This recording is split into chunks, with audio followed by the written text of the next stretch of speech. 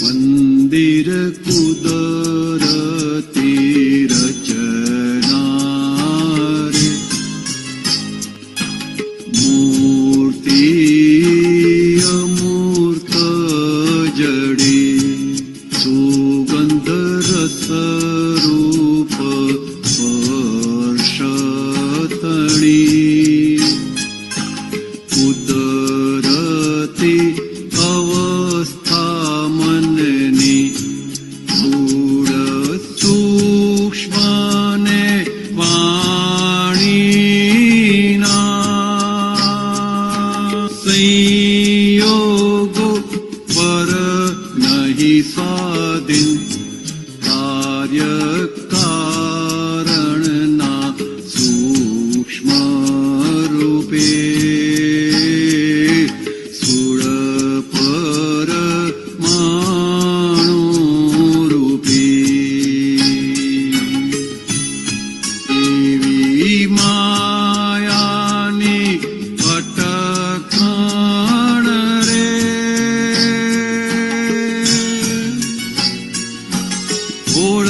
ઓળખ્યાના પ્રગટને જરી,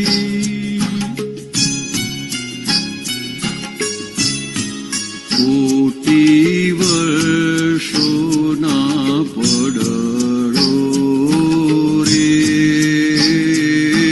દ્રષ્ટિના કોણ ભેદે,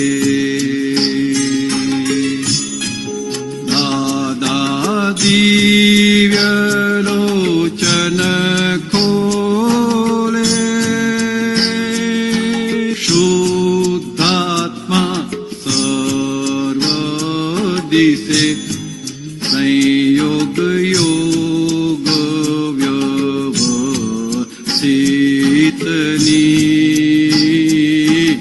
અદ્ભુત ધારા પ્રગટી,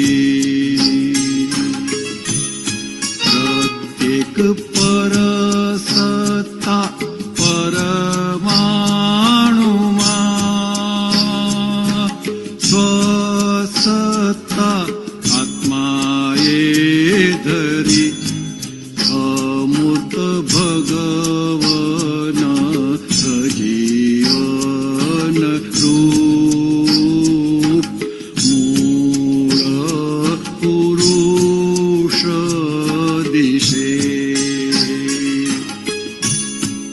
મંદિર કુદરતી રચના રે, મૂર્તિ અમૂર્ત જડી. જય સચ્ચિદાનંદ. દાદા ભગવાન એવા સજીવન મૂર્તિ સમાન પ્રગટ થયા. સજીવન મૂર્તિ એટલા માટે કે દેહે કરીને બધા જ મૂર્તિ છે, પણ એ જેમ મૂર્તિને રાગદ્વેષ નથી હોતી, તેમ આ દાદા ભગવાનની મૂર્તિ, એમ પટેલની મૂર્તિ એવી રાગદ્વેષ વિનાની મૂર્તિ મળી કે જેમાં અમૂર્ત દાદા ભગવાન, 360 ડિગ્રીના પૂર્ણ ભગવાન, જેમને મૂળ પુરુષ કહેવાય છે, પુરાણ પુરુષ કહેવાય છે, જે પુરાણ પુરુષના દર્શન કરવા બધા જ ઝંખે છે, બધા પ્રાપ્ત કરવા માંગે છે. કોઈ એમને અલ્લાહ કહે છે, કોઈ એમને ગોડ કહે છે, કોઈ એમને બ્રહ્મ કહે છે, પણ એ જીવતા મનુષ્યમાં જ પ્રગટ થતા હોય છે. એટલે પ્રકૃતિ પ્રમાણે એ જુદા જુદા સ્વરૂપે ખુલ્લા થતા હોય છે. એમાં તીર્થંકર પરમાત્મામાં પૂર્ણપણે કેવળ જ્ઞાન સ્વરૂપે પ્રગટ થતા હોય છે, અને સાથે સાથે એમની કલ્યાણ ભાવના હોવાના કારણે એ કરોડો લોકોનું કલ્યાણ એમના નિમિત્તે થતું હોય છે. જ્ઞાની પુરુષની પર્ટિક્યુલર ભાવના હોવાના કારણે એમના થકી પણ કલ્યાણ થાય છે. એ તીર્થંકર ભગવાન જેટલા લોકોનું નથી થતું, પણ જ્ઞાની પુરુષને તીર્થંકર ભગવાનના ઘડવૈયા કહેવાય. જ્ઞાની પુરુષને 63 સલાકા પુરુષોના ઘડવૈયા કહેવાય. અને બહુ પહોળો અને ઊંડો અનુભવ સાથે આવેલા હોય છે. એટલે અહીંયા કવિરાજશ્રીએ જે દાદા ભગવાન માટે કુદરતી રીતે આ મંદિર પ્રગટ થયું, જેમ દાદા કહેતા હતા કે અમને આવું જ્ઞાન પ્રગટ થશે, એ બટ નેચરલ થયું છે. અમારી પુરુષાર્થની ભૂમિકા જોઈને અમને લાગતું હતું કંઈ વ્યવહાર સંકેત થશે, પણ આ તો પૂર્ણ સ્વરૂપ ભગવાન જ ખુલ્લા થઈ ગયા. એટલે જે પ્રકૃતિ છે રૂપ રસ સ્પર્શ ગંધ વાળી, એ આખી આર પાર દેખાઈ ગઈ, સમજાઈ ગઈ ને એના તમામ પ્રકારના માલિકી ભાવમાંથી છૂટી ગયા. માટે દાદા ભગવાન માટે એમ કહેવાયું કે એ વર્લ્ડ ઓબ્ઝર્વેટરી છે. બધા દસ્તાવેજો, માલિકી ભાવના દસ્તાવેજો એમણે પાડી નાખ્યા. સ્પષ્ટ કરતા કીધું, સ્થૂળ સૂક્ષ્મ અને વાણીના સંયોગો પર છે અને પરાધીન છે. કાર્ય કારણના સૂક્ષ્મ રૂપે સ્થૂળ પરમાણુ રૂપી એ પરમાણુમાં કેવી રીતે કાર્યથી, એટલે પરિણામ રૂપે જે દેખાય છે એ પૂર્વના અજ્ઞાન પ્રયોગનું કારણ સૂક્ષ્મ રૂપે જે થયેલું હતું કરેલું નહીં, તેનું આજે આ પરિણામ રૂપ આવે છે, સ્થૂળ પરમાણુ રૂપી. અને કીધું કે આ માયાની અટકણ કેવી છે ગજબની, કે આવા પ્રગટ પુરુષ એમના સાક્ષાત દર્શન થાય એમ છે, પૂર્ણ સ્વરૂપે પ્રગટ થયેલા છે, કોઈ પણ જાતની ખામી વગરના પ્રગટ થયેલા છે. એમને ઓળખવા બહુ ભારે પડે છે. એટલે કોઈનું ગજું નથી હોતું. એટલે આવા પુરુષો કે હીરો જાતે જ બોલે છે કે હું ભગવાન છું કરીને, અને છતાં કહે છે કે હું ભગવાન થઈ બેઠો નથી, અંદર પ્રગટ થયેલા છીએ તે ભગવાન છે. અને કોટી વર્ષોના આવરણોને, જે દ્રષ્ટિના આવરણો છે તે આર પાર ભેદી નાખે છે. ને ત્રીજી આંખ, શિવજીનું ત્રીજું નેત્ર ખોલી આપે છે, જ્ઞાન ચક્ષુ ખોલી આપે છે.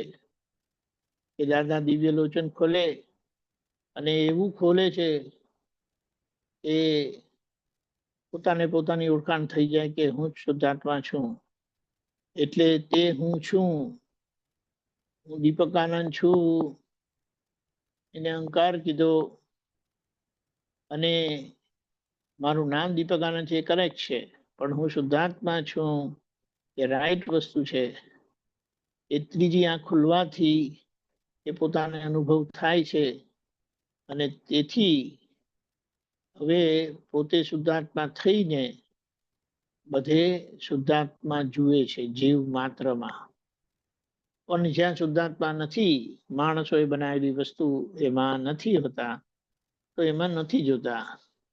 અને આ સંયોગ વિયોગ વાળો જે આખું જગત છે, તેને કઈ રીતે આ વ્યવસ્થિત શક્તિ, કુદરતની સંચાલક શક્તિ ચલાવે છે. એટલે એમણે કીધું અમે આર પાર જોઈને કહીએ છે, કશું થવાનું નથી. એટલે આજ્ઞાને પકડી તો દાદાને પકડ્યા બરાબર છે. એટલે પછી કીધું અદ્ભુત ધારા પ્રગટી, કે જે ધારાથી આપણો ઉપયોગ ક્યારે ચુકાય નહીં. જબરજસ્ત. અને આખરે તો કમાલ જ કરી નાખી. પ્રત્યેક પરસત્તા પરમાણુમાં સ્વસત્તા આત્મા એ ધરી, એટલે રિલેટિવ. એના સ્વભાવથી એટલું ચંચળ છે, એટલું ઉદાર છે, એને શું કહેવાય, નિખાલસ છે કે નાનામાં નાનું સ્પંદન એ વ્યક્ત કરી જ આપે છે. અને સૌથી મોટું સ્પંદન વાણીનું છે. એ શબ્દ છૂપો રહી શકતો નથી. અને અહીંયા શુદ્ધાત્માની સ્વસત્તા એટલી જાગૃત છે, પ્રકાશમય છે કે નાનામાં નાનું સ્પંદન જે પ્રકૃતિમાં, પૂતગલમાં ઊભું થાય છે તેને જોઈ લે છે. પેલું બતાડી દે છે, આ જોઈ લે છે. અમૂર્ત ભગવાન સજીવન રૂપ એટલે જીવતા રૂપે આવું પ્રકરણ જોવા મળવું કે એક બાજુ પૂતગલ પરિણામ છે, એ પૂતગલ પરિણામની સામે પોતે આત્મ સ્વરૂપે સંપૂર્ણ જાગૃતપણે રહે છે, તો ત્યાં એ જે મૂળ પુરુષ છે, પુરાણ પુરુષ છે, એમના દર્શન થઈ જાય છે. એક બધી વાત બનેલી, રણછોડરાય ત્યાં ઉમરેઠની બાજુમાં શું આવ્યું, ડાકોર ગયેલા, તો ત્યાં ચંદ્રકાંતભાઈ સાહેબ પણ ગયેલા ને એમને પછી નીકળવાનું થયું હતું. તો દાદાને દર્શન કરીને નીકળતા હતા, તો દાદાએ એમને પૂછ્યું, દર્શન બરાબર કરી લીધા?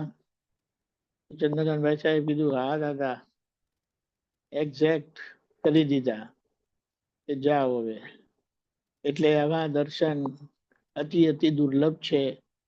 અને આપણી દ્રષ્ટિમાં એ મૂળ પુરુષ, એ પુરાણ પુરુષ આવી ગયા છે. હવે એમાંથી આપણે વિચલિત થવાની જરૂરત નથી. અને એ જ પુરુષના દર્શન જીવ માત્રમાં થતા, એ પરમ વિનયની ભૂમિકા ઊભી થતા આપણે દાદા ભગવાન સ્વરૂપ જ થઈશું. અને એવા ચારિત્ર સાથે ખોડખાપણ વગરના ટ્રાન્સપરન્ટ એવા આપણે થયેલા, કંઈક લોકોનું કલ્યાણ એમને એમ થશે. એ ભાવના, પ્રાર્થના, પુરુષાર્થ સાથે આપણે બધા મહાત્માઓ એ જ પુરુષાર્થમાં લાગી જઈએ. જય સચ્ચિદાનંદ. જય સચ્ચિદાનંદ. દીપકાનજી, દાદા એક ઓડિયોમાં એવું બોલના, એમ પૂછે બધાને કે તમને દાદા યાદ રહે છે ને, ભૂલાતા નથી ને? કે ના દાદા. તો પૂછે કેટલા કલાક તમને યાદ રહે છે? બીજાને પૂછે તમને કેટલા કલાક યાદ રહે છે? કે દાદા કોઈ કે નિરંતર યાદ રહે છે. કે બસ બીજું કઈ નહીં, તો દાદા નિરંતર યાદ રહે તો તમારું તો કામ થઈ ગયું એમ કે. એટલે બરાબર, બિલકુલ બિલકુલ બરાબર છે.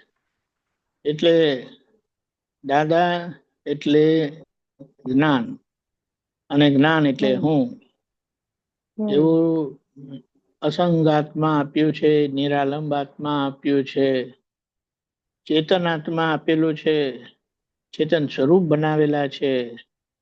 હવે બુદ્ધિની પકડ પકડે નહીં આપણને, એની જાગૃતિ રાખીને નીકળી જવાનું. હા. જય સચ્ચિદાનંદ.